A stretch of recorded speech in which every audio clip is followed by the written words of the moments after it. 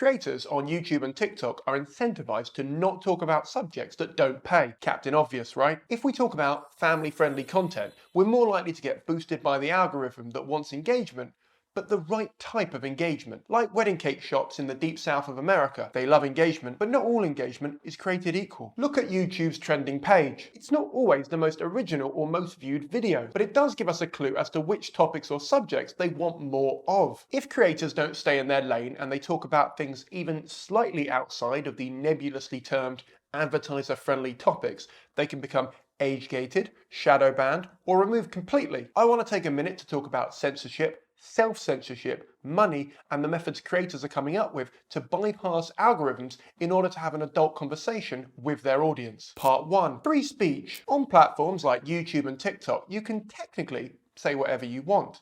Just like you can technically tell your barber that you don't like your haircut. It's just incredibly frowned upon. As soon as you're deemed a threat to the platform's business model, that's when you start to get into hot water. It doesn't matter that your content might be popular or even useful to the audience.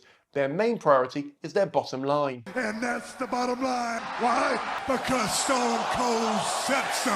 Because if you remove LGBT content, for example, you make it seem like it's weird, wrong, or non-existent, which will impact the worldview of millions of people. So as the creator economy grows, we have a generation of content creators who are reliant on the platforms for their distribution and livelihood, but can't talk about anything they want to because they might get removed overnight. Once more, for the people at the back, actions speak louder than words, and if you're the platform that a creator is building their business on, your actions matter. By demonetizing content about certain subjects or saying that content around certain things won't get boosted out to more people, even if they're interested in the subject, you're basically saying, don't make any more of this because it's only your own time you're wasting. And if you don't talk about a subject, you can't really talk about it responsibly. This means that some creators on TikTok and YouTube are finding ways around the algorithm by adding numbers into words to throw them off the scent. But this isn't the same as clicking I'm above 18 on a porn site. This actually matters to TikTok and YouTube. And this is nothing new. When peer-to-peer file sharing app Kazaa was under legal threats, users misspelt the artist's name or song title to evade the popo. Yeah, the fuzz. Sure, Simon. You sound proper gangster. Oh, also about 30% of my audience are too young to know what Kazaa is. Imagine Spotify, but it would take about 12 hours to download each song, and you'd have to pray that nobody needed to use the landline, or you'd have to start over from scratch. What's a landline? Changing file names works when you want to listen to music, but when it comes to conversations about sex, writing 3 in the middle makes the content and the discussions you're wanting to have look childish. The youth call it algo speak, and it's why every sex worker is a spicy accountant, and why my taxes have nudes in them. Other ways around the algorithm include this woman who incorporated her message into her get ready with me eyelash routine. Hi guys, so I'm going to teach you guys how to get long lashes. So the first thing you need to do is grab your lash curler, curl your lashes obviously, then you're going to put them down and use your phone that you're using right now to search up what's happening in China, how they're getting concentration camps, throwing innocent Muslims in there, separating their families from each other, kidnapping them, murdering them, raping them, forcing them to eat pork, forcing them to drink, forcing them to convert different religions if not, or else they're going to, of course, get murdered. Which is a baller move, and it does give some people the feeling of control. Fuck you, TikTok. We'll find a way around your censorship. You're not my real dad. And it sort of gives Gen Z an enemy to battle against, while more historic enemies like the government or capitalism are too hard for them to bother to try and change. But this type of content actually plays into TikTok's hands, as it undermines any point they're trying to make. Part 2. Terms of service enforcement. Social media sites do not enforce their terms of service evenly. Hell, they don't even make it easy for us to understand or read them. So maybe they do. On TikTok, white nationalist propaganda is fine. BLM protests are removed. On YouTube, right-wing content is absolutely cool. LGBT videos, nah bro. Is it any wonder why we're in the golden age of 2 white men starting podcasts? Social media sites actively confuse creators about what is and isn't okay to post. This confusion makes creators especially smaller creators nervous to post anything, even skirting around the edges of controversial subjects on the information superhighway. What's the information superhighway? Fuck off, Kevin! So now creators have a business that they've built upon someone else's land, and they control how much money you get, if any. And yet, they don't tell you anything about how they operate, what their priorities are, and you just sort of have to guess what's okay. It's very much the blind leading the, well, not blind. They're very much eyes wide open, but they're too scared to say anything in case they poke the bear. Imagine working in an office where you knew what your job was, but you didn't know anything about the wider company, or what their priorities are, or how much you were going to get paid for the work you were going to do. You'd quit, probably. Part 3. Shadowbanning. Shadowbanning is where platforms ban or hide a user, but they don't make it clear to that user. You just slowly notice that you've fallen out of favour. Your parents get divorced, you blame yourself. They don't alert you to the plan. You just sort of notice that your views are down, no one's replying to your comments, and your content isn't doing as well as it usually would. And when you ask them if something's happened or something's changed, they usually reply, they don't know. I once tweeted YouTube and asked them if the film Gaslight actually exists. They responded no. So you can do everything that you're allowed to do, but other users can't see it.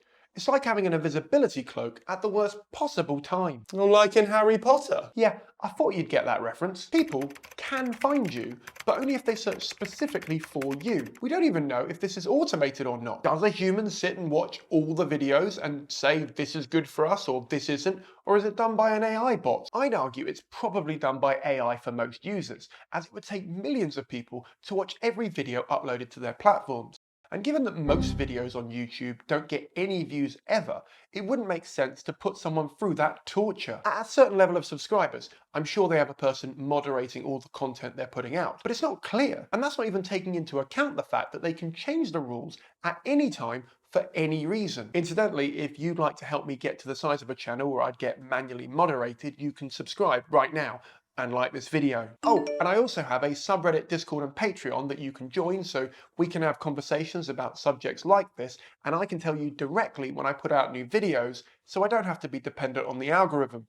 Those are all linked below. Part 4. The Washington Post. Jeff Bezos purchased the Washington Post, and although there's not been enough time to say for sure if there's a new policy in place where you can't criticize billionaires or Amazon, we can see that some articles compliment him, tank his competitors, and talk up Amazon in a way that other publications don't. Coincidence? I think not. Oh, back off, Barry. Put your conspiracy theories away. Correlation does not equal causation, or else you'd look at the number of deaths in hospitals and say we need to ban them next. I don't think Jeff, yeah, we're on first name terms. I don't think Jeff would be stupid enough to come into the office one day and say, hey, any of you saying nasty things about me will be fired. But it's kind of implicit.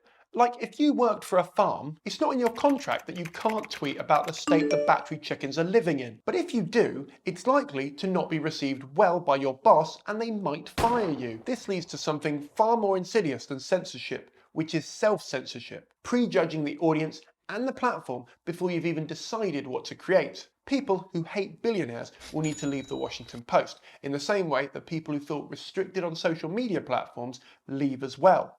In the Venn diagram, these two groups are just a circle. Other things that fit into that Venn diagram include people who can get to sleep at night and people who live in vans. Why the fuck should I care? Well, Barry, not all of us get our news from 4chan. This means that in the world of newspapers, people aren't getting the full picture of their news. And in social media, where news gets shared, it gets watered down even more than Pepsi at Pizza Hut. Seriously, at this point, you're basically selling brown fizzy juice. This then has a trickle-down effect on other areas of your life, where people are scared to be themselves around new people until they know they see eye to eye on a certain subject, meaning that you're constantly in your own echo chamber. And in schools, teachers are scared of touching controversial subjects for fear of causing offence or getting fired. And when conversations around topics that you want to learn more about aren't happening in real life, people turn to the internet, where the content either isn't there, or it's done in a way that makes it seem silly, frivolous, or even weird. Part 5. Owning the land. A lot of people use social media sites to interact with the outside world. And by